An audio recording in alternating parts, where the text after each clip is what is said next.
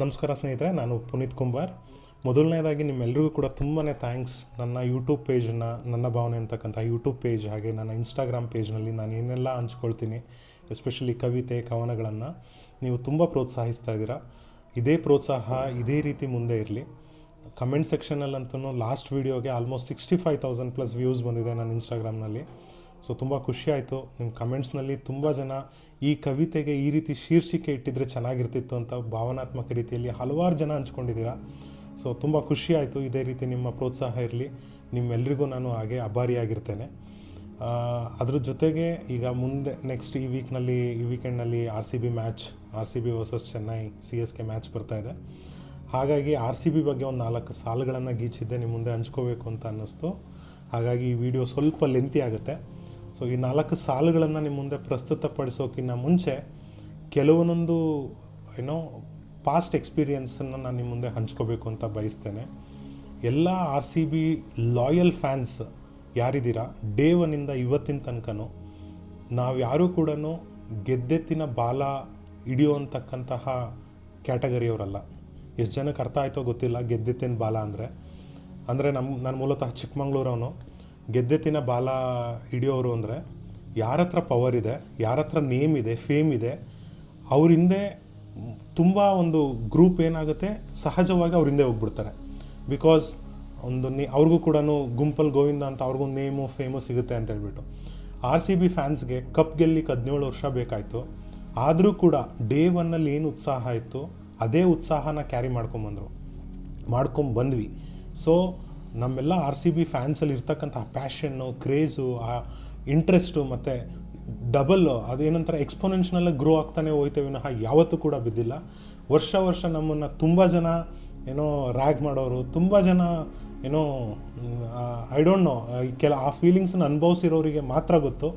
ಅದನ್ನೆಲ್ಲ ಮೀರಿ RCB ಅನ್ನೋದೊಂದು ರೀತಿ ಇವತ್ತು ಎಲ್ಲರ ಮನಸ್ಸಲ್ಲಿ it's not just a cricket team, okay, something is inculcate ಆಗೋಗ್ಬಿಟ್ಟಿದೆ ನಮ್ಮೆಲ್ಲರ ಒಳಗಡೆ. RCB ಅನ್ನೋದು ಬ್ಲಡ್ ಒಳಗಡೆ ಬ್ಲೆಂಡ್ ಆಗೋಗ್ಬಿಟ್ಟಿದೆ. ಸೊ ಅದು ಯಾರೆಲ್ಲ RCB ಲಾಯಲ್ ಫ್ಯಾನ್ಸ್ ಇದ್ದಾರೆ, they know what we have gone through in this past 7 years, we know. So ಈ past ಏನೆಲ್ಲ ನಾವು ಕಹಿ ಒಂದು ಸಂದರ್ಭಗಳು ತುಂಬ ಜನ ನನ್ನೂ ರೆಕ್ಸಿದ್ದಾರೆ. ಇನ್ಫ್ಯಾಕ್ಟ್ ನಾನೊಂದು 10 ವರ್ಷ ಡೆಲ್ಲಿನಲ್ಲಿದ್ದೆ.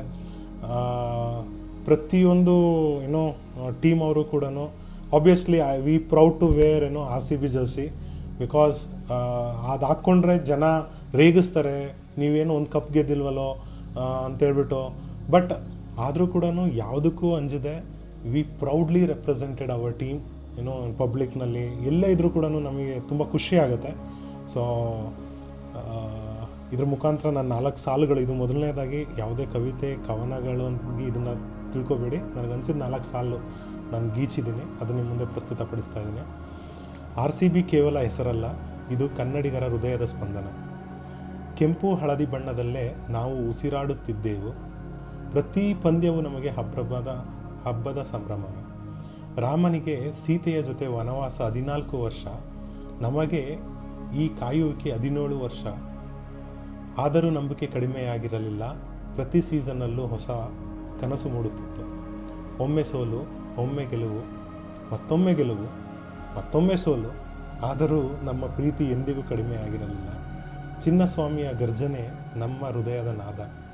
ಈ ಸಲ ಕಪ್ ನಮ್ಮದೇ, ಈ ಸಲ ಕಪ್ ನಮ್ಮದೇ ಎಂಬ ವಿಶ್ವಾಸ ಸದಾ ಜೀವಂತ.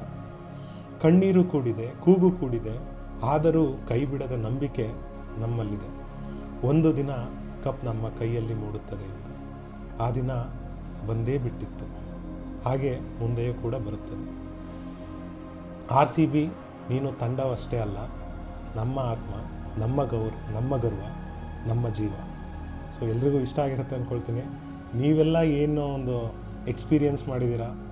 ನಾವು ಕಪ್ ಗೆಲ್ಲೋಕ್ಕಿಂತ ಮುಂಚೆ ಯಾರೆಲ್ಲ ಯಾವ ರೀತಿ ನಿಮ್ಮನ್ನು ರ್ಯಾಗ್ ಮಾಡಿದ್ದಾರೆ, ಯಾರೆಲ್ಲ ಚಿಡಾಯಿಸಿದ್ದಾರೆ.